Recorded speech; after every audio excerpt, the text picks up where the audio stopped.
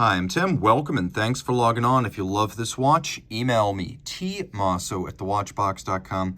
It's in the description below. Your purchase and pricing email question line for buying this or any watch you see on any of our platforms. Please reach out to me directly for pricing.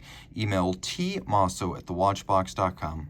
Today, we are discussing a limited edition of 300 pieces that was launched for the 2021 model year. This is the Audemars Piguet Royal Oak Perpetual Calendar, grade 5 titanium with a salmon dial. So the watch is 41 millimeters in diameter, 9.6 millimeters thick. If we're just counting the case lug to lug, it's 51 millimeters across the wrist. But if we count these little intermediate plots that define the rigid outcroppings of the watch, because you see I can't pull the bracelet straight down out of the lugs. Total distance across the wrist now is effectively 53.2 millimeters. So keep that in mind. I often say this watch wears like a 43 millimeter round watch, and I mean it. I do believe that 15 centimeters circumference is probably the smallest that could wear this watch, and then only if your wrist is really flat across the top like mine. Again, I'm 16, but there's not a whole lot of room to shrink down the wrist inside this fairly rigid case, lug, and bracelet combination. That said, you can see the case is relatively thin and the bezel is sloped, so worn as a dress watch, it'll easily clear any sleeve. Taking a look at the bracelet, a huge part of the appeal of any Royal Oak is the combination of Gerald Genta's integration of bezel, case, lug, and bracelet, and then also the finishing that he prescribed in detail by breaking between satin and polished elements, tapering each, and creating many different facets with unique finish.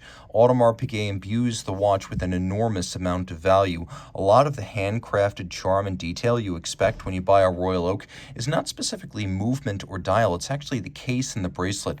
And at Audemars Piguet, it takes 9 to 11 hours to hand finish a bracelet, and that's just the bracelet. That's not the case, that's not the bezel. You could see why. Vertical satin finish outboard, a perfectly aligned polished bevel along the sides. Note the taper of the links. When I pull them together, I pull them down towards us on the camera, I can see the curvature of the taper of these links. I cannot feel the step down from link to link. That's how smooth they are and how tight the tolerances are. You see the channels between the links to allow ample flexibility. And then we have polished ends to the intermediate links that you could almost miss if you don't roll the watch through the light just so. And then, of course, satination across the top. We have many removable links, and they are fixed by screws. And you can see that on both sides of the clasp.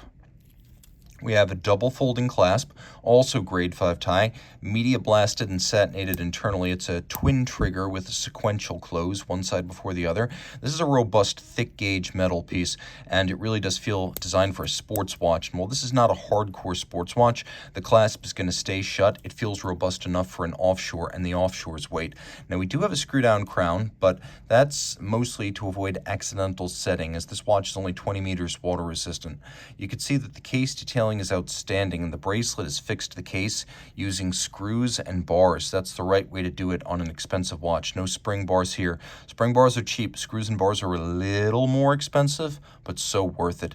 You could see that the octagonal form, the rounded octagonal form, since the original in 1972, inspired by a vintage diving helmet, that was Gerald Genta's muse. Now, you know this is grade 5 titanium because you can see it's polished. You can't really polish grade 2. The advantages of grade 5 are the advantages of titanium generally, namely hypoallergenic qualities and lightweight compared to steel. But titanium has another advantage when it's the good stuff, the 6-4 or the grade 5 as it's called, meaning it's harder to scratch than standard watchmaking steels. You can see that the bezel has a satin outermost face, a large rounded polished facet, and then it's vertically satinated across the top with these hex bolts, and they are bolts in white gold, and you can see the white of the titanium contrasting with the warmth of the white gold bolts. The crown is also hexagonal to match the bolts. And then we have the Grand Tapisserie, the large hobnail, cut on a pantograph. The Petite and the Grand are cut on a pantograph mimicry engine, much as would have been done in 19th century watchmaking. And since 2012, AP has done this in-house. The mega-sized hobnail that you find on the offshore, that's actually just stamped. So here we still have the old-fashioned artisanal dial, and it's been salmon-colored. Outboard, we have a brushed metallic salmon chapter ring, a rejo, that acts as a weekly calendar system right up to 52. We have a beautiful cruciform symmetry to the dial. There's a mono counter up at 12 o'clock with your month as well as your leap year phase. And then we have a aventurine moon phase disc down at 6 o'clock, the day, the date, and white gold hands, white gold indices. People ask, why white gold hands and indices on so many high-end watches? It's because they won't oxidize, tarnish, or change color with time.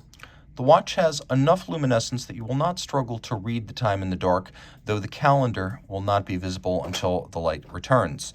Now, it is a fairly thin watch considering it's a module perpetual calendar. The module, which is a piece, sits on the base, which, though made and finished in-house by Audemars Piguet, has roots at Jaeger-LeCoultre back in 1967 when this movement, here called the 5134, was born as the Jaeger-LeCoultre 920 Bausch. Its development was co-sponsored by Vacheron, Patek, and Audemars Piguet, only ever used by those brands and never used by JLC itself.